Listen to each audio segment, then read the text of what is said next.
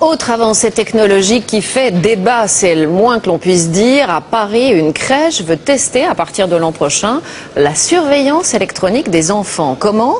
Tout simplement en installant une puce dans leurs vêtements. La plupart des parents sont réticents. Ils ont le sentiment que c'est un bon moyen pour faire des économies de personnel. Laetitia Legendre, Mathieu Bierden.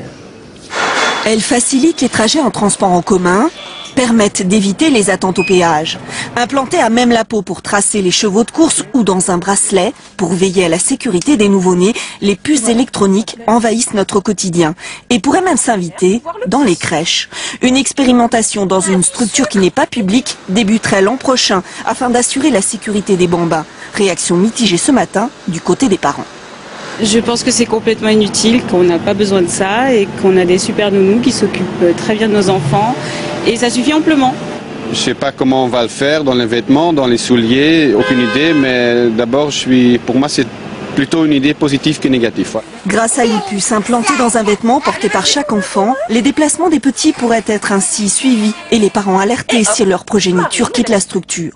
Les crèches étant des lieux particulièrement sécurisés, certains s'interrogent sur sa légitimité. Il y a tellement de sas avant de pouvoir entrer dans une crèche, de codes, etc., que franchement, il n'y avait pas moyen déjà pour les étrangers de rentrer, encore moins pour les enfants de sortir. On n'est pas débordé, on est un adulte pour 8 enfants, on est bien organisé et je ne pense pas que ça soit nécessaire.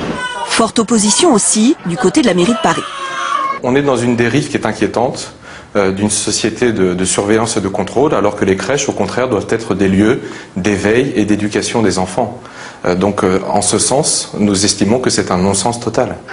De leur côté, les syndicats craignent que ce système entraîne des réductions de personnel et s'effectue au détriment de la relation avec l'enfant.